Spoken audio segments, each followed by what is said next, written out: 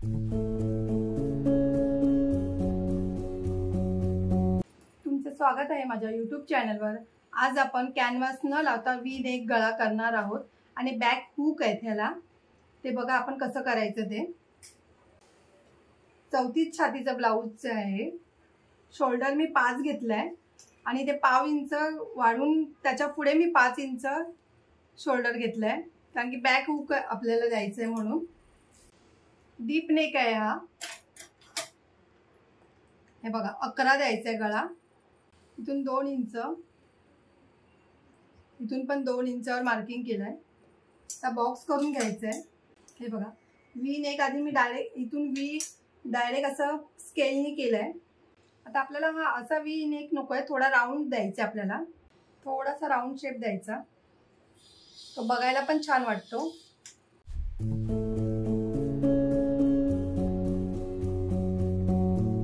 ते आता आपण कटिंग करून घ्यायचं पहिलं। आता मी ह्याला कॅनव्हास लावणार नाहीये, डायरेक्ट करणार आहे।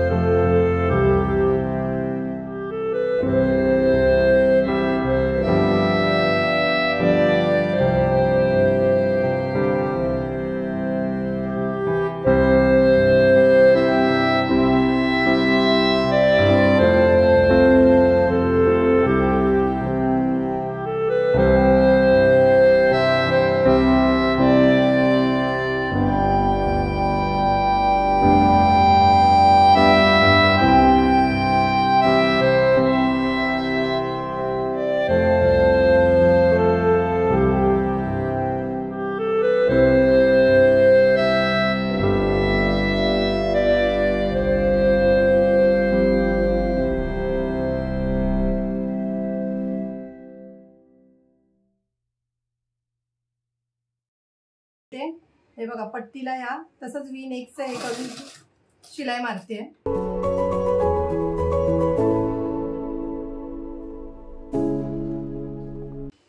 हे बघा आपला V नेक पण किती बघा व्यवस्थित आलाय। आता आपण आधी पहिले टक्स देऊया।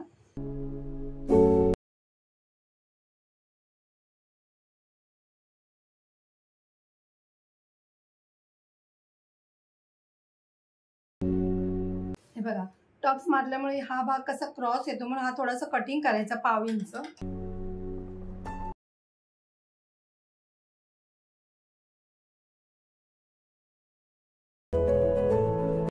आणि आधी बघायचं आहे आपली हुक पट्टी आणि आय पट्टी व्यवस्थित आहे की नाही. बघा सेम आलाय बरोबर.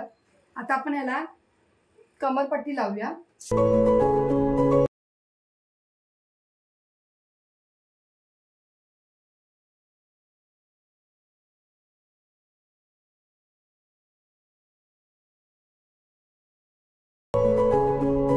बघा आधी व्यवस्थित आधी बघायचं आहे बरोबर आहे की नाही. थोडी कमी जास्त असेल तर शिलाई मारून घ्यायची परत.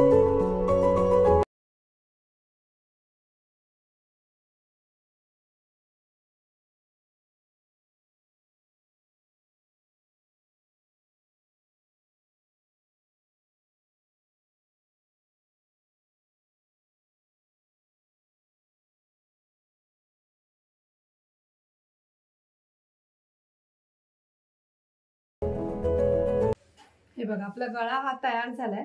आता तुम्हाला ह्याला लेस लावायची असेल तर तुम्ही लेस पण लावा किंवा अशीच ठेवला तरी चालेल. मला ह्याला लेस लावायची आहे. ही बघा मी ही डायमंडची लेस आणली आहे.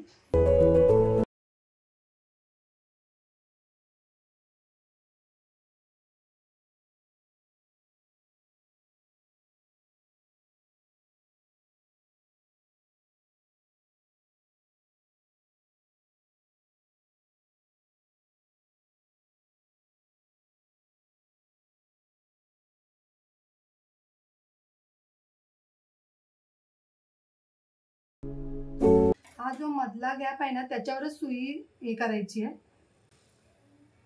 मग ही बरोबर मशीनवर बसते.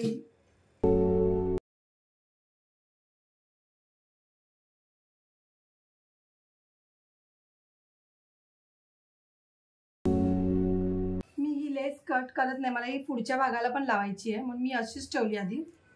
हे बघा आपला गळा किती व्यवस्थित झालाय वी नेक. हे बघा साधा आणि सोपा गळा आहे हा. जर तुम्हाला माझी व्हिडिओ आवडली असेल तर लाईक करा, कमेंट करा, शेअर करा, सबस्क्राईब करा आणि बेल आयकॉन ऑन करायला विसरू नका.